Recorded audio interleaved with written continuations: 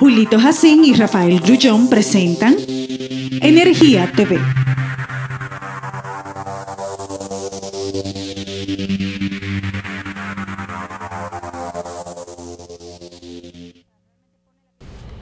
Carlos Alonso, tenemos a don Rafael, viejo guajiro, señor Grullón, ¿qué tal? Que a La Habana ha regresado. ¿Cómo anda su movimiento reeleccionista? ¿Usted formó un movimiento, güey? Soy reeleccionista por necesidad nacional. Es decir, que ya usted no está contando los días que le faltan a dar. No, yo le estoy contando el periodo. Ah, el periodo. Pues eso no tiene que ver. Es un gobierno nuevo que viene. Para volver a contar después de Sí, 16. para comenzar de nuevo con 1400. ¿Y qué lo ha convencido a usted de eso? ¿De quién? Viendo la de situación. que Danilo va. No, él no va, hay que hacer lo que vaya. Ah. Eso es el paso más difícil que tenemos que vencer. Bueno, eso es el punto de vista del doctor. El punto de vista mío es por falta de garantía. ¿Cómo así? ¿Qué es eso, doctor? No, que por ejemplo, yo no sé lo ¿Qué es falta de garantía? Dime. Que Leonel no me garantiza a mí que va a seguir lo que está haciendo Danilo. Ah, no descuida, Leonel lo que hace un gobierno grandilocuente. Y gana, Y gana. Usted tiene un amigo que dice, sabrá Dios. Sabe Dios, solo Dios sabe. El pobre. Creo que hay que cuidar a los líderes y a los partidos también. Sí. Pero porque mire lo que pasó en Venezuela, los partidos se fueron. Sí, se fueron porque los partidos no supieron cuidarse. Y esa es una de las cosas que no te lo puedo decir a ti, porque tú has sido muy cuidadoso con tu partido desde siempre. Sin embargo, hay muchos PLDistas que le cabe bien la palabra embriagados de poder.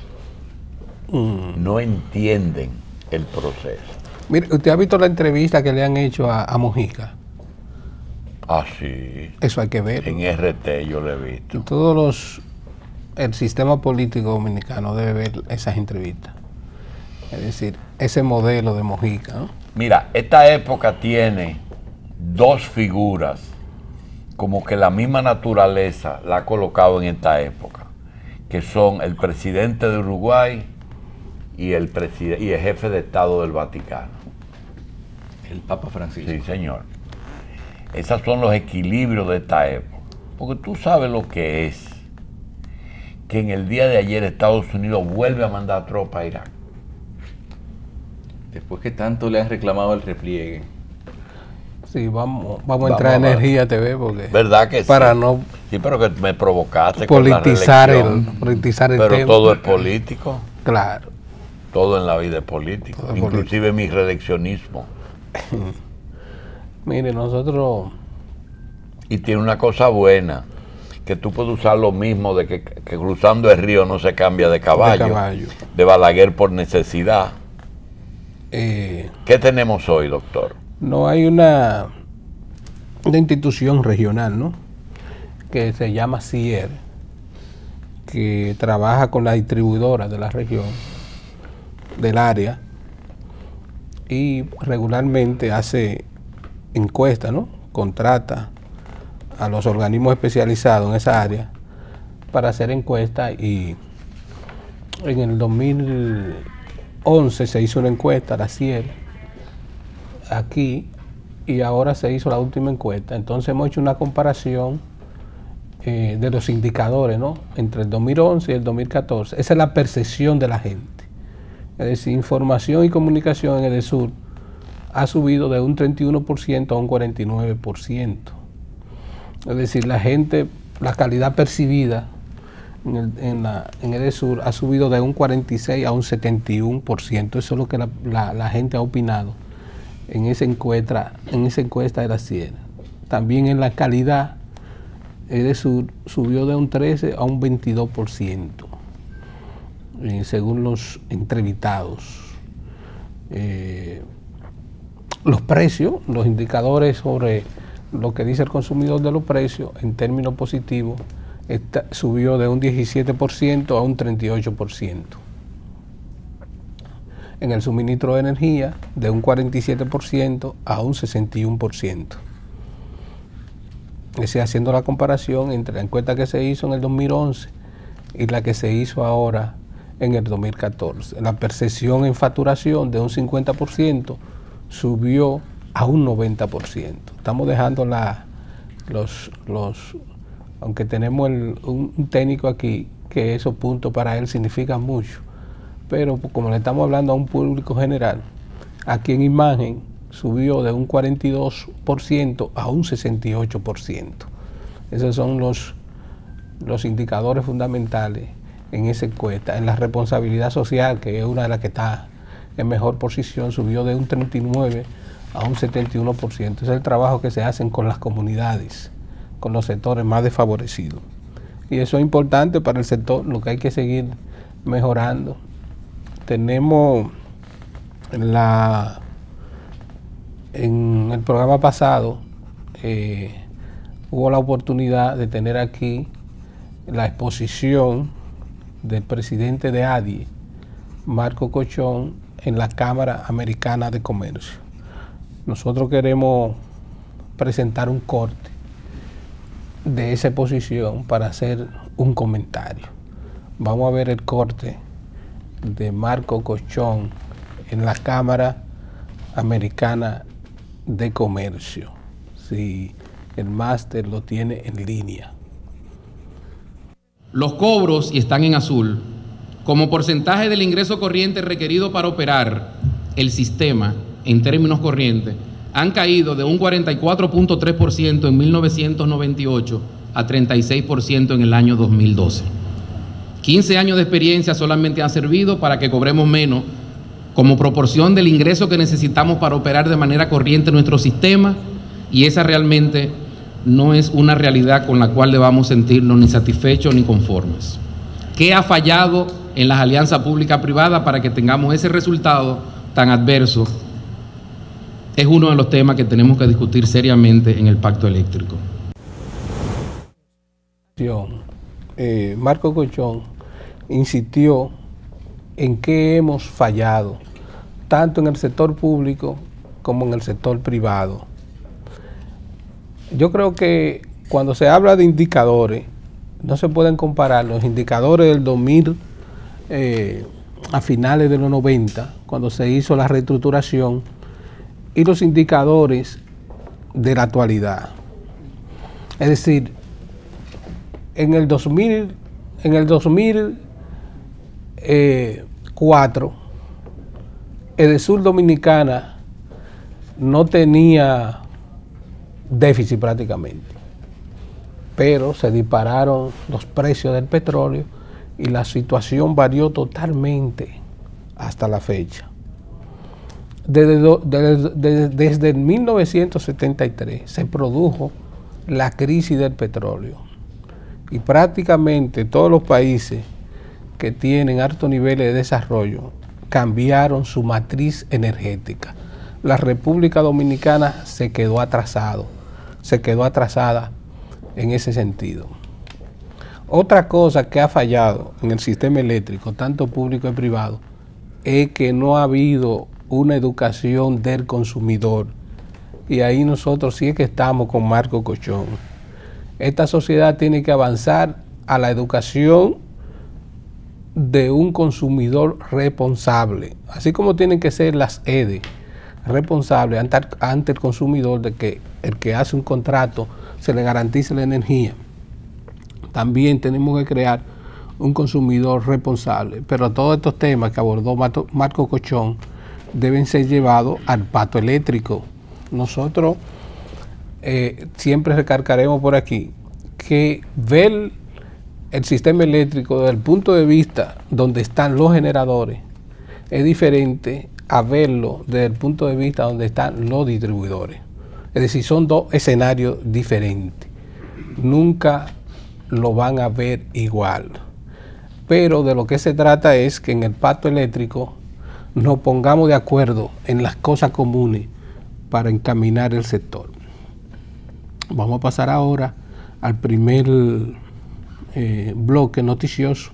Hoy tenemos a Fernando Mosquea aquí, que ha dado el salto, ¿no?, en términos de la televisión después de haber abandonado la línea gráfica.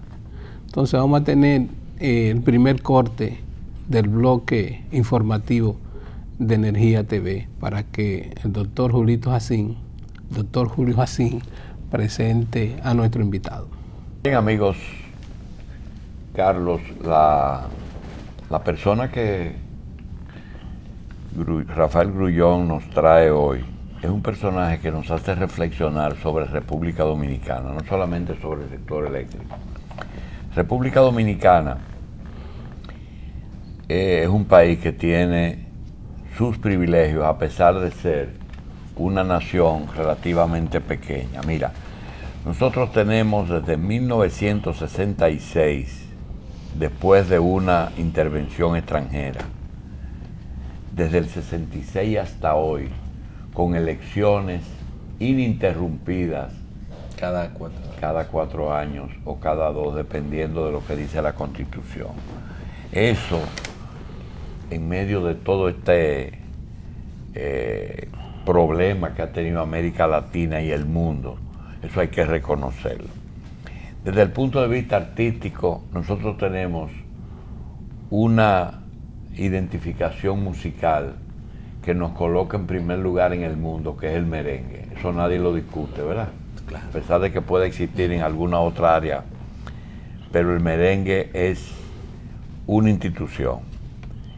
El béisbol, no tenemos nada que aprender de béisbol de nadie en el mundo, ni siquiera del país más grande que inventó ese deporte.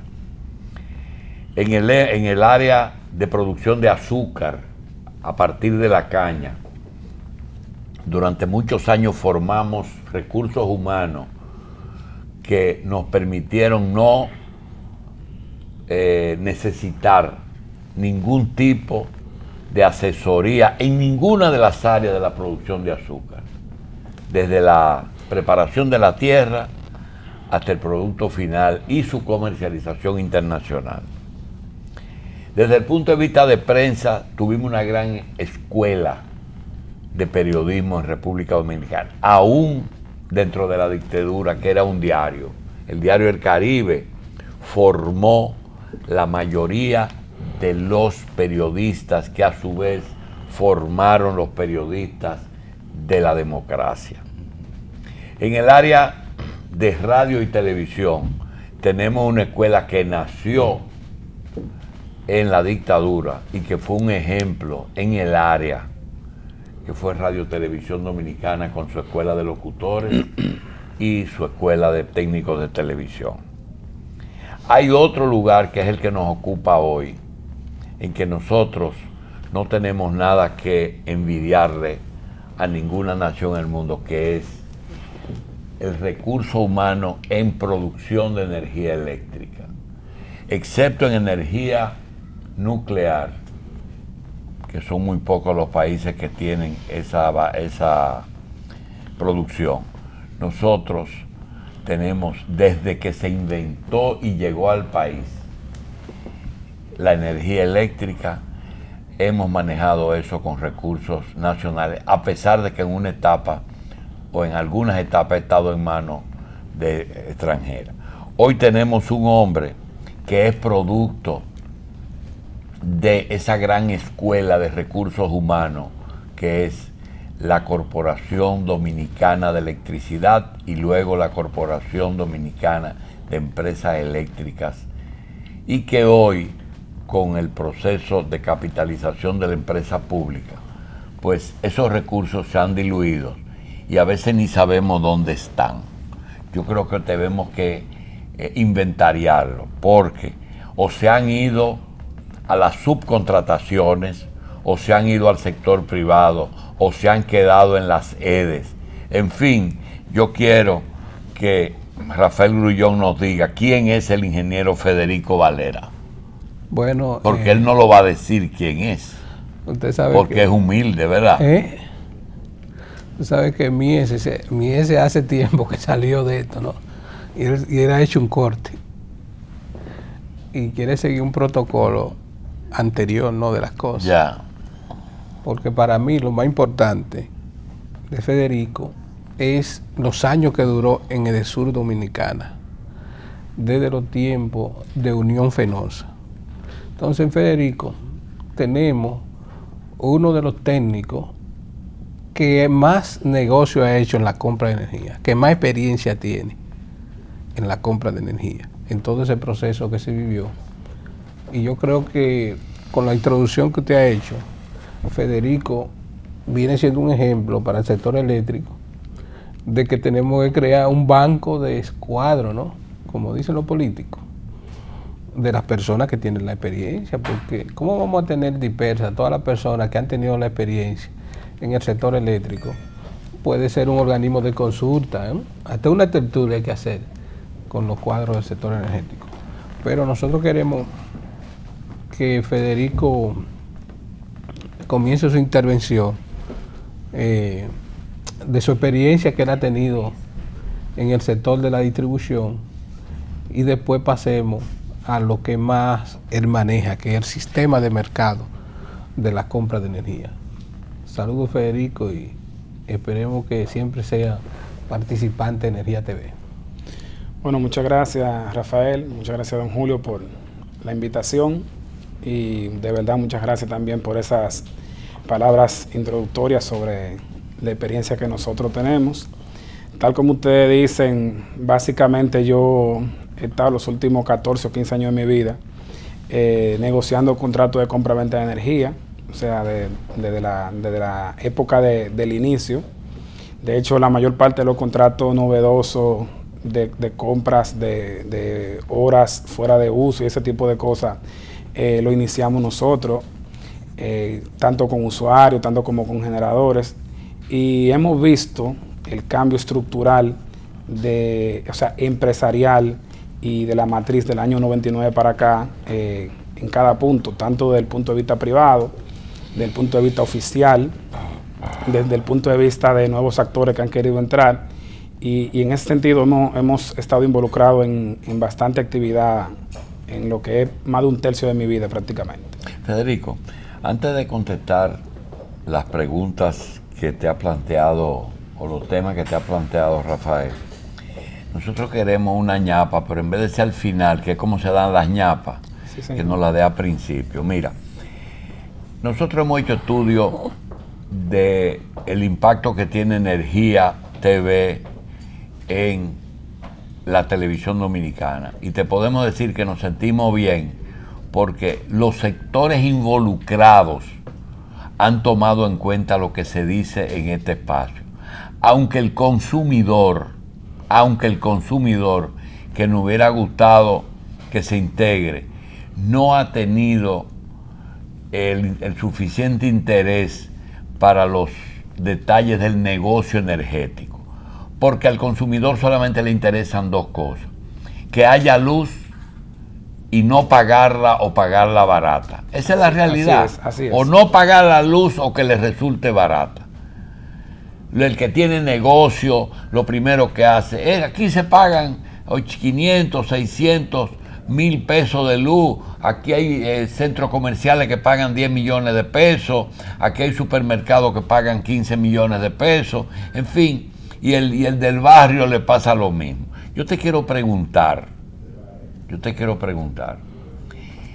después de tú pasar por una parte tan difícil como es la comercialización de la energía, es decir, el que la produce se la vende a la distribuidora o al holding, y el holding o la distribuidora se la vende al consumidor.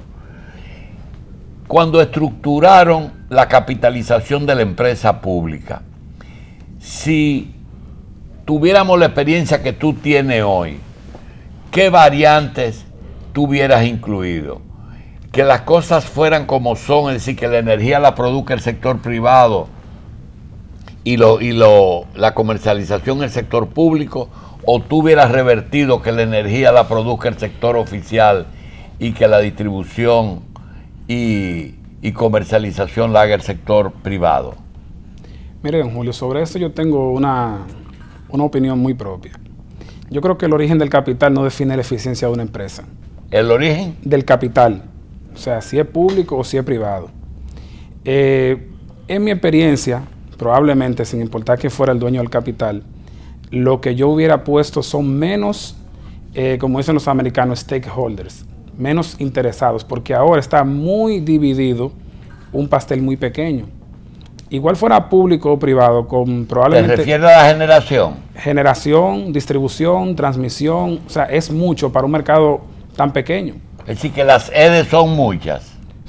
Lo que son muchos son entre generadores, transmisión. El sector es muy amplio. El sector tiene mucha gente, un operador del sistema, o sea, es mucha gente. Entonces, hay mucha gente, hay mucha opinión. Y tú no estás hablándome de que prefieres un oligopolio. O una integración vertical. ¿Cuál es la diferencia? La diferencia es que podrían ser, o sea, 3 grupos de interés solamente, pero dueño cada uno de una región, por poner un caso, y fuera dueño del bate. Dueño completo de la región. Completo. Entonces, generación y comercialización. Claro, entonces lo que tenemos en el este, en Capcana. Correctamente, lo que tenemos en la terrena también. Entonces eso hace que las ineficiencias de una área se crucen a la otra. Pero cuando tú tienes a alguien jalando por un lado la comercialización, por otro lado la distribución, por otro lado la producción, entonces, y más en mercados tan pequeños, pues si fueran megamercados. ¿Y por qué le digo que el origen del capital no me resulta determinante? Porque hay países donde es 100% público y hay países donde es 100% privado. O sea que el tema de la gestión no lo define necesariamente. Yo me doy por respondido, Rafael. ¿Y qué tú determinas que los avances en el sector sean tan lentos? Después de que se hicieron las reformas, ¿cuál fue el obstáculo que hubo para que en otros países se continuara y aquí hubiese un tranque en eso? La respuesta está en lo que usted mismo dice, en que en otros países se continuó. Aquí, si ustedes se fijan, del 99 en adelante, prácticamente en cada agosto hubo un evento. O sea, en el 99 se comienza una reforma. Ya para el 2000 había una resolución, la tal 283, que no permitió que subieran la tarifa, entonces se le daba un subsidio a los generadores. Pero al otro año, después en el 2001, se firma el Acuerdo de Madrid. Pero en el 2002 se firma después el de los barrios, el PRA. En el 2003 viene la recompra, o sea, nosotros no hemos dejado que camine el modelo. Puede ser que el modelo fuera bueno, yo no quiero calificarlo en este momento, pero la realidad es que un modelo que empieza en el 99, en 4 años ha variado totalmente. Y en el modelo que tú planteas, que a mí me gusta, es decir, que el Cibao sea de un generador que comercialice, le dé servicio y transmita y todo. ¿Cuál es el papel cuál sería el papel del Estado? El papel del Estado es regular. Es decir, de la regulación. El papel de la regulación es que las tarifas sean justas, que el inversionista no pierda, o sea, lo mismo que debería hacer con cualquier otra área. Es decir, lo que hace con telecomunicaciones y con el Banco Central y los bancos comerciales. Exactamente. O sea, un protector del consumidor, pero también del inversionista, porque a veces nosotros vemos que es algo que me llama mucho la atención, como alguna institución del gobierno dice, le devolvimos tanto a los usuarios, pero no dicen cuántos robaron los usuarios. Y esa experiencia que tú tienes, hay una parte que es muy álgida, que es la parte social y por otra parte el control de robo. Si tú tienes una telefónica y yo no pago este celular, pues me lo cortan el servicio desde un botón allá y se acabó el problema. Si yo tengo un problema con un banco y doy un cheque sin fondo, me lo devuelven. O si un banco se desencaja, lo cierran. Pero, ¿cómo tú harías para que un hombre, tú le entregues vamos a suponer que tú le entregues el sur largo a una empresa, produce energía en Barahona, véndela, cóbrala y transmítela, porque se atreven a decir, no, la transmisión no es de nosotros, esa sí es del Estado, y persigue al fraude? ¿Cómo va a perseguir el fraude si no lo puede cortar desde la planta? Hoy en día, el telecorte es una tecnología bastante común, o sea, que aquí no la tengamos es otro tema, pero realmente... Y es costoso, ¿eh? Lo que pasa es que el telecorte es para un tipo de cliente. Hay un tipo de cliente, por ejemplo, la clase media, que reacciona con un corte simple de energía. Le cortan la luz, la clase media va rápidamente y paga. O sea, es un poco costoso, pero hay clientes que sí se lo merecen. Entonces, telecorte y prepago, háblanos de eso. El telecorte y el prepago, mire, es como hacen los bancos hoy en día. Es que son tecnologías que dependen del tipo de cliente. Si usted se fija, usted va a un banco y hay un tipo de cliente que lo atienden parado, a otros lo sientan en una silla más pequeñita, a otros lo llevan a la oficina más grande que cuesta más, otros van a la principal. Dependiendo del consumo. Dependiendo del consumo. Entonces así mismo pasa también con los usuarios. Lo que pasa es que cada usuario, para controlarle el hurto, requiere un tipo de tecnología distinta. Tú no puedes decir una fórmula mágica, ay, ahora vamos todo a convertirlo a prepago. Eso no puede ser. Ahora vamos todo a telecortarlo. Eso no puede ser. A un clase media le da vergüenza que le corten la luz, aparte de que le quite el bienestar familiar, el bienestar de vida. Entonces ahí la inversión no tiene que ser tan intensiva en capital. Sí, pero tú tienes un país donde 2 millones de jóvenes, de muchachos, se le da comida y almuerzo en las tandas extendidas de la Secretaría de Educación, donde se le da a los pobres, se le da un desayuno, un almuerzo que se llama comedor económico y una caja que le dan a precio. Es decir, medio país, además bono luz y bono... Esa gente que son prácticamente 4 millones de los 10, ¿qué tú propones para que esa gente pague en su luz?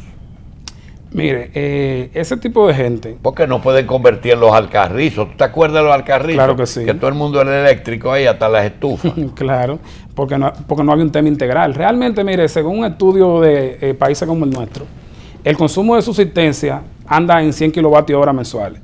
Eso prácticamente para un dominicano, con un aire que le regaló su jefe, o una estufa eléctrica, eso es un consumo bastante ínfimo. Si nosotros llevamos a la gente que no puede pagar a un consumo de subsistencia y a que paguen la diferencia con el tipo de tecnología adecuada, porque vuelvo y le digo, vamos a poner un trabajador del campo. Un trabajador del campo sale a las 6 de la mañana, 7 a trabajar, o baja de la loma y vuelve a las 7, 8 de la noche. O sea, ¿qué busca su casa conectada en ese horario? Por ponerle un caso. Hoy en día la tecnología permite que él solamente consuma su energía de 7 de la noche a 7 de la mañana. Y eso es tan barato como... Sí, dígame. Vamos a seguir con ese tema después de la pausa, que veo que se le gastó la cuerda al video. Bien, el ingeniero Federico Valera es actual presidente de una empresa que se llama Equipos Industriales. Fue director de compra de energía de DESUR durante 14 años y nos ha planteado una serie de problemas, que lo único que lamentamos nosotros es que este programa sea tan corto y uno lo que va a hacer es comprometer al ingeniero a que haga costumbre venir aquí. Por ejemplo, él nos decía que en la banca usted tiene el cliente de la libretica de ahorro, que ya tiene que hacer una fila. Si viene a hacer un negocio de un prestamito, lo mandan a sentar en una sillita.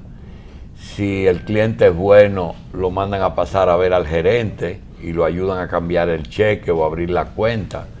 Pero si el cliente es muy bueno, lo van a visitar a su oficina para ofrecerle los servicios del banco. Lo mismo pasa en la energía, pero hay una diferencia que yo quiero que él me la haga.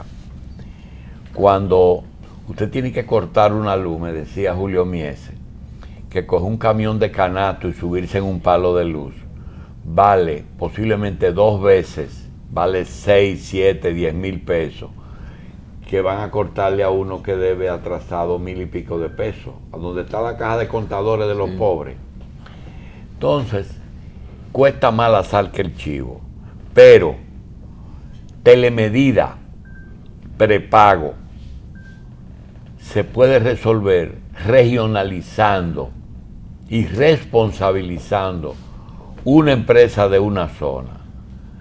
¿Cómo se resuelve el problema de la centralización de energía en un solo lugar para su distribución? Por ejemplo, la energía que producen los Vicini en Oviedo es mandada aquí y de aquí se vende. La que producen las presas van a la central y de ahí se distribuyen para poder mantener el equilibrio de suministro. Ingeniero, esos problemas de generar, transmitir, comercializar e incluir transmisión y energía hidráulica y eólica dentro del sistema, ¿cómo prevé el muñeco que usted tiene en la cabeza? Mire, lo principal que eso ayuda, ¿verdad?, es a tener un responsable y, como le comentaba, que las ineficiencias de una área puedan ser cubiertas por la otra. O sea, cuando una empresa tiene los márgenes de la generación, por ejemplo, le da tiempo de invertir en que la distribución mejore. Pero aparte, él es responsable de su caja. Hoy en día los generadores no son responsables de su caja, sino que el responsable de su ingreso es un tercero que quizá no tiene su mismo interés. Y al no tener el mismo interés que tiene el que produce, el que tiene que pagar el combustible cada mes, probablemente su enfoque hacia trabajar sea totalmente distinto. Y yo creo que los resultados dicen que realmente el enfoque del que produce y el enfoque del que cobra son totalmente distintos. En el tema, por ejemplo, del que cobra y en las soluciones segmentadas por cliente, hay un tema bastante básico que en el sector eléctrico no se ha hecho, que lo hacen los bancos, lo hacen hasta los colmados, que es un inventario. ¿Para qué sirve un inventario? O sea, de cliente, de activo, precisamente para usted determinar cuál es la forma de atender a cada uno.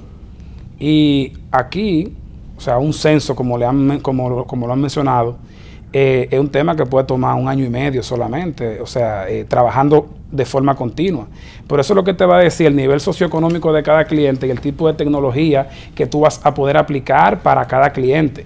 Tú vas a saber, no solamente desde el punto de vista físico, que es una cosa muy importante, sino desde el punto de vista también social, cuál es la capacidad y la disponibilidad de pago de cada cliente.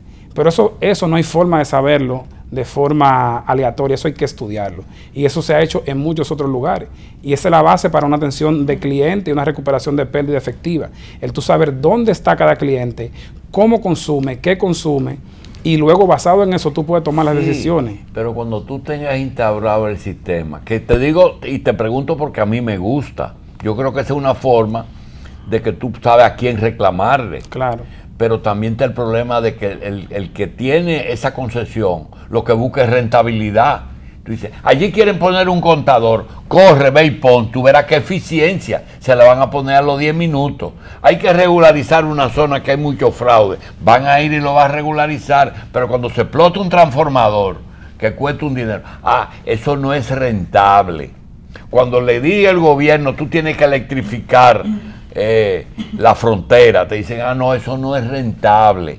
¿Cómo visualizas tú la rentabilidad? Para que no caigamos entonces en el caso de la salud. La salud te dice, no, pero los cánceres no son rentables, eso me gasta mucho, a mí me gusta más la consulta primaria, el cáncer no es rentable, la operación del cerebro no es rentable, y vamos a caer en lo mismo de la salud, vamos a caer en la energía, y lo que vamos a cambiar es el discurso. ¿Cómo tú visualizas eso? Mire, lo que pasa es que el negocio eléctrico usualmente no es visto como un negocio de infraestructura. Los negocios de infraestructura requieren una garantía de tiempo para los inversionistas, para la recuperación. Pero cuando un inversionista no tiene seguro si él va a ser dueño por 3 años, por 5 o por 15, entonces ahí es donde viene el temor de la inversión. Si existe garantía de la propiedad y de la gestión de la concesión, entonces las inversiones no son de temer, porque siempre va a haber personas que va a haber que subsidiar. Ahora, te dice, hay que electrificar una zona remota que no es rentable. Si yo tengo una concesión de 30 años, entonces yo tengo la posibilidad de hacer la inversión y de apostar a que con el tiempo se me haga mucho más rentable. O sea, una red eléctrica no es, por ejemplo, como un carro que se deprecia en 5 años. Los equipos eléctricos están hechos por una vida útil de 15, 20 años. Y si nosotros vemos aquí, no había una propiedad que pase de 3. Entonces lo que pasa es que el dueño del negocio tiene que tener una garantía de gestión de esa propiedad que está adquiriendo o que está arrendando, por decir el caso, ¿me entiende? Como ha sucedido. Y esa es la única manera, que tenga una garantía de gestión de la propiedad. Y por supuesto la regulación, donde se obliga a ese tipo de cosas, siempre con unos márgenes donde la rentabilidad esté incluida. Federico, vamos, se está planteando el pacto eléctrico, hay que ir haciendo algunas propuestas o sugiriendo, ¿no? Yo he percibido en la sede como que eso de la ley de compra, como que eso no funciona. Cuando era el sector privado había una ley de compra de esta naturaleza que hay ahora, porque se pide un medidor en diciembre y llega en enero del otro año. Es decir, los materiales no aparecen. Y diría, no, pero lo que hace falta es una planificación, pero no puede haber planificación porque los recursos no dan para hacer el abastecimiento por el año entero de todo lo que se necesita. ¿Tú crees que las sedes van a ser competitivas con esa ley de compra que es para los organismos burocráticos del Estado, no para las instituciones de un servicio tan exigente como la energía eléctrica? Mira, lo que pasa con la ley de compra, que eso, en el caso de la sede, se le aplica probablemente porque no hubo un control en las adquisiciones anteriormente. Entonces, me imagino que decidieron buscar alguna forma de controlar eso. Ahora, cuando las empresas fueron privadas, eso no existía, pero también había otro tipo de intereses y había, otro tipo de controles y un compromiso probablemente, al menos en la parte media, con la ética, que impedía que ciertas cosas se hicieran de forma correcta. Entonces, hoy en día probablemente es un mecanismo de que, como son fondos públicos, cumplan con esa ley. Si los fondos en ese caso no fueran públicos, probablemente el método de compra fuera un poco más rápido. ¿Y cuáles son los fondos públicos? Porque los únicos fondos públicos son el subsidio que se lo pueden dar directamente a los generadores. Es decir, el subsidio puede ir a los generadores directamente y no pasar por la sede. Cuando hablamos de único, yo creo que no es tampoco ese único, don Rafael, porque... ¿Cuál es otro?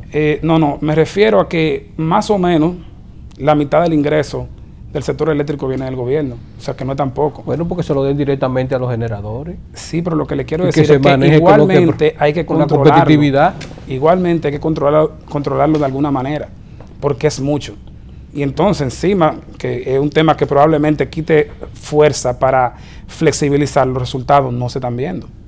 Entonces, al no verse los resultados, flexibilizar el gasto del dinero, quizás es un tema problemático. Entonces, normalmente el dueño de un negocio controla lo más mínimo que se gasta, desde el botellón de agua de la caja chica hasta, por ejemplo, mandarse una remodelación. O sea, yo creo que eso es algo normal, que el dueño de un negocio quiera controlar los gastos, ¿me entiendes?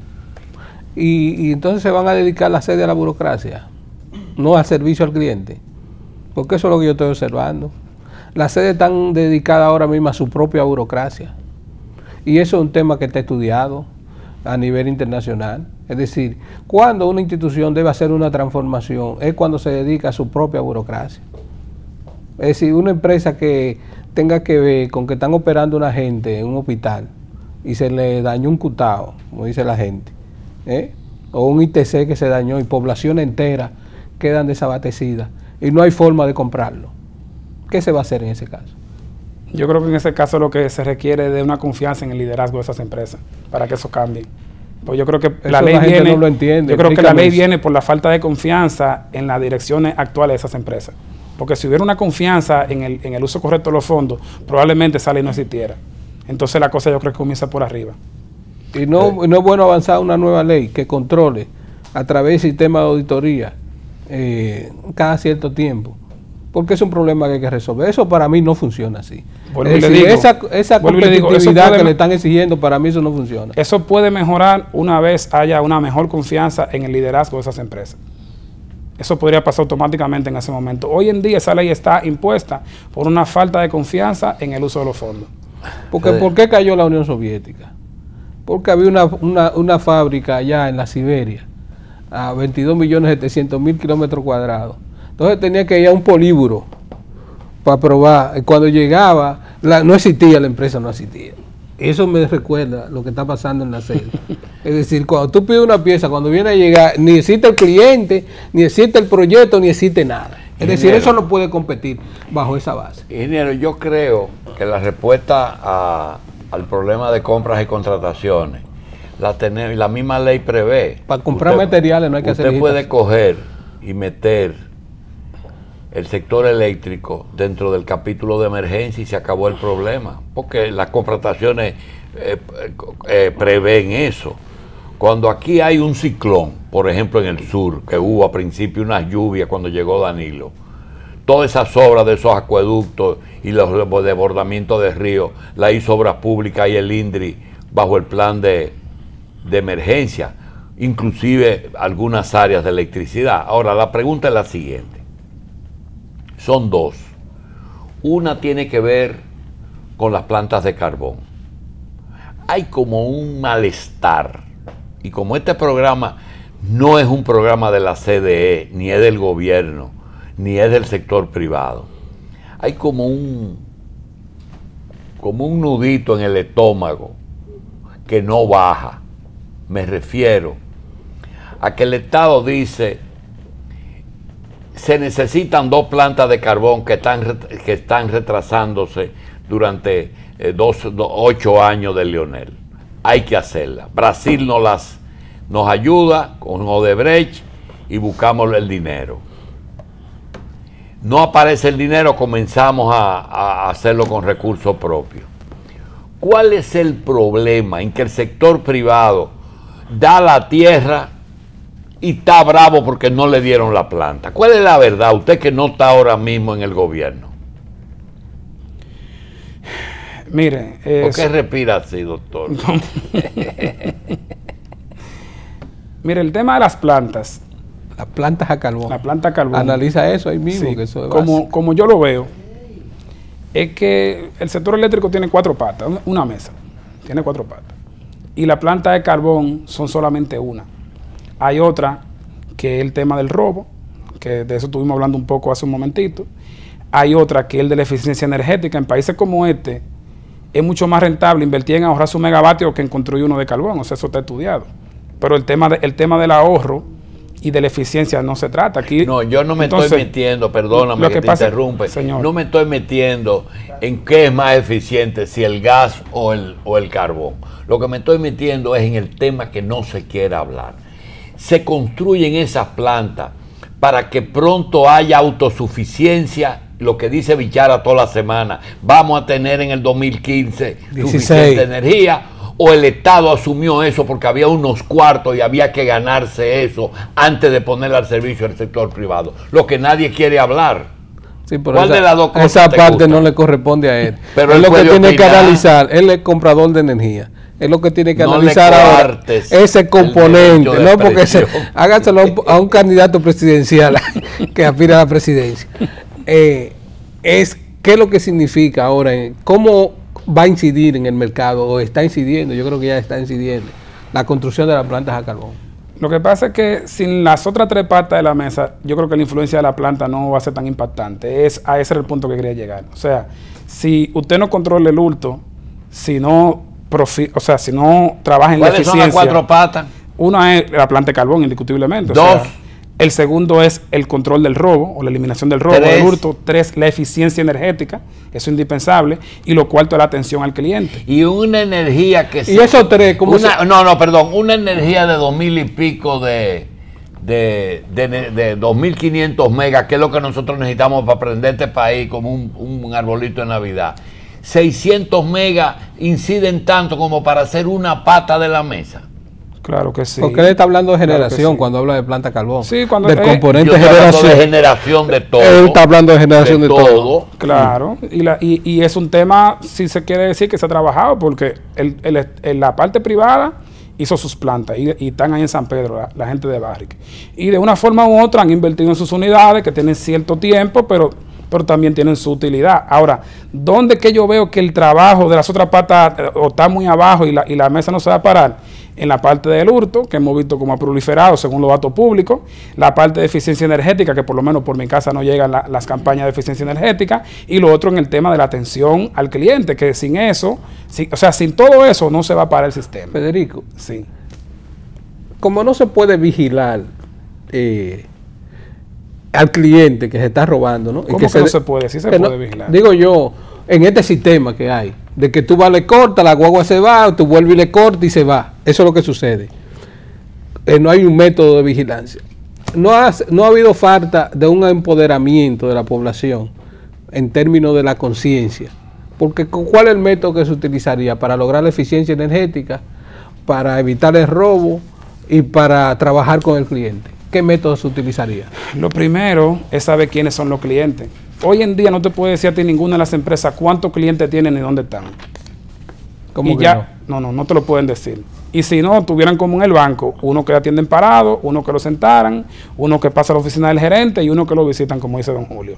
Hoy en día ninguna de las 3 distribuidoras te puede decir dónde y cómo están sus clientes, ni cómo atender a cada uno, porque no tienen un estudio bien hecho sobre el tema. O sea, y desde ahí, cuando tú no conoces lo que tú tienes, no conoces exactamente tus activos, no sabes con lo que tú cuentas. Los colmados pasan inventario cada mes y saben cuántas libras de arroz vendieron en el mes y cuántas le quedaron. Ahora, ¿saben la distribuidora cuánta infraestructura tienen, cuánto cable, cuántos medidores exactamente? Te dicen un aproximado. ¿Cuántos clientes? Te dicen aproximadamente.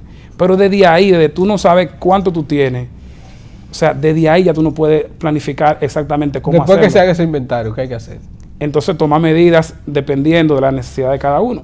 Como te digo, ahí tú vas a ver, bueno, en tal provincia, ahí sí yo tengo que irme necesariamente con lo de la grúa, que es costosísimo, como hablábamos hace un rato.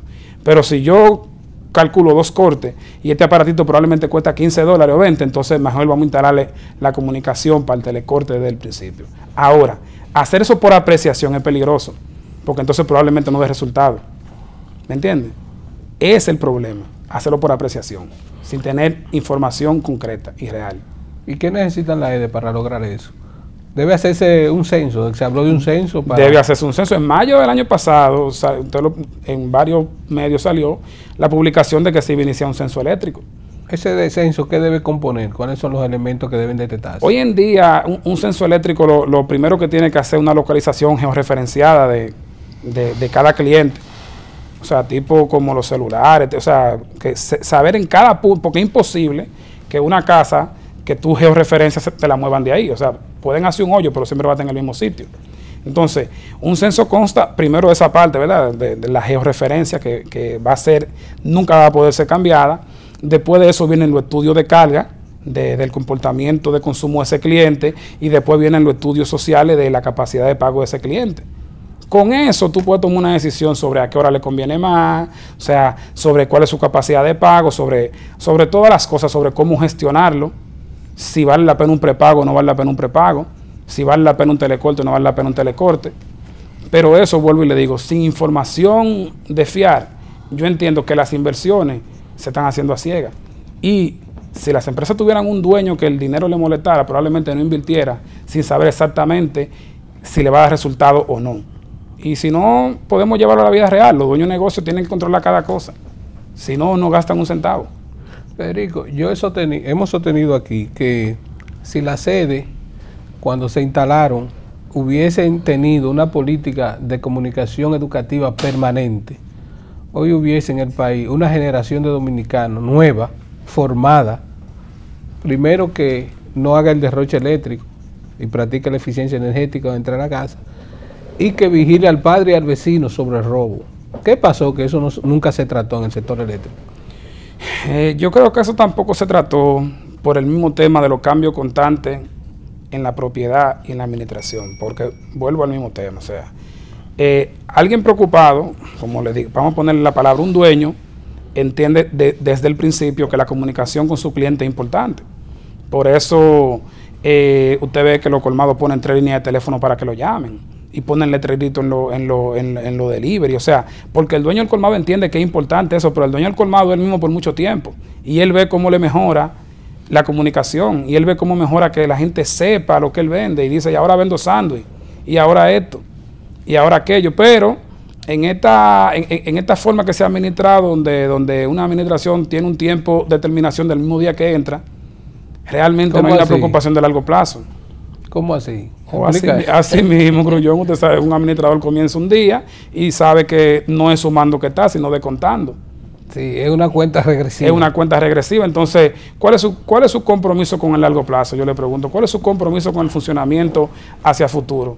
Mira, tú pasas por un lugar donde hay mucha fritura, ¿no? Y hay unos individuos con unos palillos que le dan a probar que ven el vehículo para llevarlo. A ese individuo le dan una comisión. Le dan una comisión. Por llevar al individuo. Si tú vas a los que están en la línea de los carros, que ahora los carros no pueden estar como antes, ¿no? Dando vueltas, sino que se paran en una esquina, hay un individuo que llena el carro, que va buscando. A ese le dan también su comisión. Entonces, ¿por qué en el sistema empresarial del sector eléctrico ha desaparecido el estímulo al que logran los objetivos? Porque se le pide constantemente a los departamentos de comercialización que aumenten su cobro. Y se le pide a la brigada que persigue el hurto, pero cuando se logra eso no hay ningún incentivo. ¿Qué tú planteas sobre eso? Eso no hay que llevarlo al pacto eléctrico, de que se transparente la distribución de la ganancia y que el empleado tenga los incentivos a partir de los logros en la sede. Lo primero, bueno, es que los objetivos y los logros deben ser atados a cosas reales. O sea, lograr objetivos sí, reales. pero por ejemplo, tú no puedes decirme, que vamos a cobrar 50 millones de pesos más, por poner un ejemplo. Porque ¿qué significan 50 millones de pesos en el déficit? Si probablemente sigo perdiendo 1.000 millones en ese mes.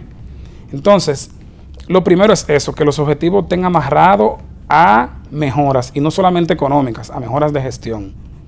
Pero volvemos quizá al mismo tema. si no hay una identificación por parte de quien gestiona, o sea, a nivel de la cabeza, entonces, ¿para qué incentivar probablemente gente que no son cercanos, que no son gente que él entiende que estaría beneficiando con eso? Entonces, como que tampoco hay un incentivo de parte del que gestiona a nivel de arriba para que se mantenga motivado el resto del personal que está trabajando en la gestión de pérdidas. Entonces, o sea, que eso habría que amarrarlo por ahí también. ¿A qué se debe que haya tanto macuteo en los cortes, en las brigadas que están en la calle? Bueno, acuérdese. ¿Eso ha aumentado o ha descendido? Que según dicen, porque eso es un tema que yo no tengo forma de cuantificarlo, pero según dicen, es un tema que ha regresado. Yo, como le digo, no lo puedo cuantificar, pero realmente, probablemente, si es cierto que eso ha regresado de una manera u otra, es porque probablemente no existen las medidas de control que existieron en otra época. Bien, vamos a darle las gracias al ingeniero Federico Valera, exdirector de compras de energía de Edesur durante 14 años y actual presidente de la empresa Equipos Industriales. Gracias, ingeniero, por toda esa información y le vamos a pedir que no se nos pierda. Gracias, muchas gracias a ustedes por la invitación.